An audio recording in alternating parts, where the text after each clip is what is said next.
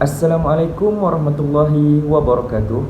Nama saya Muhammad Alif Najmi bin Johari, memegang nombor matrik D202111011313. Pada hari ini saya akan membentangkan rancangan pengajaran harian RPH kumpulan saya bertajuk Sistem Rangka di bawah subjek Anatomi dan Fisiologi Manusia. Kumpulan saya terdiri daripada Muhammad Abra bin Zainuddin, Ahmad Farhan bin Azhan dan saya sendiri Muhammad Alif Najmi bin Johari, dibimbing oleh Dr. Ruaibah Yazani binti Tengah, iaitu pensyarah subjek Anatomi dan Fisiologi Manusia QSU 3033. Seterusnya, tajuk pembelajaran kita pada hari ini ialah Sistem Rangka. Bagi pengetahuan awal pelajar, pelajar telah mempelajari mengenai sistem tulang di dalam beberapa subtopik sebelumnya, iaitu 2.1 Komponen Sistem Rangka, 2.2 Fungsi Sistem Rangka, 2.3 Klasifikasi Tulang, 2.4 Struktur Tulang Panjang. Bagi fokus pembelajaran, terdapat beberapa subtopik iaitu perkembangan tulang, jenis-jenis sendi dan jenis-jenis pergerakan. Objektif pembelajaran. Terdapat 3 objektif pembelajaran iaitu psikomotor, kognitif dan efektif. Bagi psikomotor, pelajar dapat melakar jenis-jenis sendi yang terdapat dalam tubuh manusia. Yang kedua, pelajar dapat mengenal pasti bahagian tulang yang terdapat dalam perkembangan tulang. Seterusnya, untuk kognitif, pelajar dapat menghubungkaitkan perkembangan tulang manusia seiring dengan umur manusia. Pelajar juga dapat menjelaskan dengan gambar rajah mengenai jenis-jenis sendi. Bagi efektif pula, pelajar dapat menghurai proses pertumbuhan tulang. Pelajar juga dapat menerangkan dan membezakan jenis-jenis sendi dan pergerakan. Seterusnya, kita beralih kepada fasa pengenalan iaitu set induksi, iaitu 5 minit. Antara aktivitinya ialah aktiviti asas fizikal. Aktiviti fizikal yang dijalankan oleh pelajar seperti berjalan, berlari setempat dan melompat. Tujuan aktiviti ini dijalankan adalah untuk para pelajar memahami serta merasai pergerakan yang akan mereka pelajari. Bagi maklumat pelajaran, aktiviti 1, aktiviti 2, aktiviti 3 akan dijalankan selama 30 saat. Setelah selesai melakukan aktiviti, guru meminta 2 orang wakil pelajar di dalam kelas untuk menjawab beberapa soalan berdasarkan aktiviti yang mereka lakukan. Guru akan mengumpulkan situasi tersebut dengan sesi pembelajaran. Seterusnya, kita beralih pula kepada fasa perkembangan. Terdapat beberapa aktiviti yang akan dijalankan semasa fasa perkembangan. Aktiviti pertama ialah window spin. Ia mengambil masa 15 minit.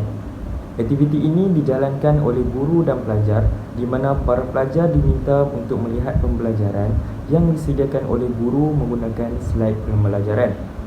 Seterusnya, pelajar diminta oleh guru untuk melukis dan menamakan semula pembelajaran yang mereka lihat di dalam slide pada papan putih. Maklumat pengajaran dan pembelajaran. Melalui aktiviti ini, mereka akan mempelajari beberapa tajuk iaitu perkembangan tulang, yang mempunyai beberapa subtopik juga iaitu pembentukan tulang, pembesaran tulang, keperluan mineral, vitamin dan hormon. Alat bantu mengajar pula bagi aktiviti ini ialah slideshow. Seterusnya, aktiviti yang kedua ialah spin and think.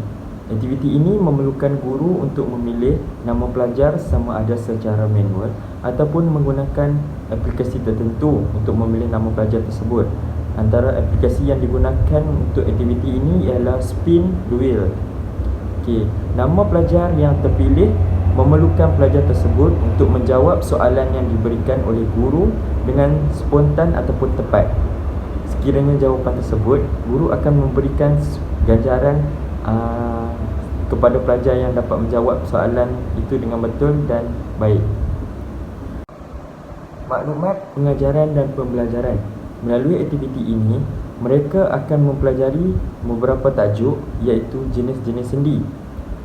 Mereka akan mempelajari jenis-jenis sendi berdasarkan fungsi dan jenis-jenis sendi sinovial. Antara bahan bantu mengajar di dalam aktiviti ini ialah menggunakan komputer riba, LCD projector, aplikasi spin the wheel dan buku teks sains tingkatan 4. Seterusnya, aktiviti yang ketiga ialah peta iting selama 15 minit.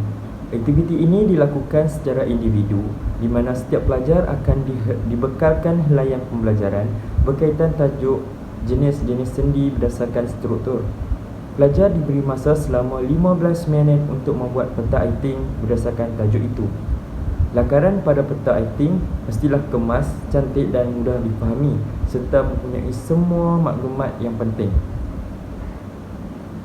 Melalui peta iting ini, terdapat banyak peta iting yang boleh mereka lakukan. Salah satunya ialah peta buih, peta pokok, peta titi, peta alir dan sebagainya. Maklumat pengajaran dan pembelajaran, mereka akan membuat peta iting itu di bawah tajuk jenis-jenis sendi berdasarkan struktur. Antaranya ialah jenis sendi fibrous, sendi cartilaginous dan sendi synovial. Antara bahan bantu mengajar dalam aktiviti ini ialah kertas A4, pen marker, pensel warna dan helaian pembelajaran untuk mereka membuat peta iting itu. Bagi aktiviti akhir ialah gallery walk yang mengambil masa 25 minit. Aktiviti ini dijalankan secara berkumpulan. Aktiviti ini mempunyai 5 kumpulan. Setiap kumpulan mempunyai 6 orang ahli kumpulan. Setiap kumpulan akan diberikan subtopik pembelajaran yang berbeza. Setiap kumpulan akan diberikan satu kertas majung dan mereka perlu melakar pembelajaran dan harus menampal sekitar kelas untuk diterangkan kepada ahli kumpulan yang lain. Seorang wakil dari kumpulan akan berada di tempat pembentangan. Para pelajar yang lain akan bergerak dari satu kumpulan ke satu kumpulan lain untuk mereka mempelajari subtopik-subtopik yang berlainan. Setiap kumpulan akan mendapat subtopik-subtopik berlainan. Antaranya ialah jenis-jenis pergerakan, iaitu pergerakan linear, pergerakan bersudut putaran, pergerakan khusus. Antara bahan bantu mengajar dalam aktiviti ini ialah menggunakan kertas majung, pen, pensel warna dan buku rujukan. Okey, kita terus beralih untuk penilaian. Terdapat 2 aktiviti iaitu secara offline dan secara online. Aktiviti yang pertama ialah saya mengadakan kuis iaitu secara offline. Kuis ini ialah isi tempat kosong dengan jawapan yang betul. Guru akan memberikan sehelai kertas ujian kepada setiap pelajar. Pelajar perlu mengisi tempat kosong dengan jawapan yang tepat dan betul.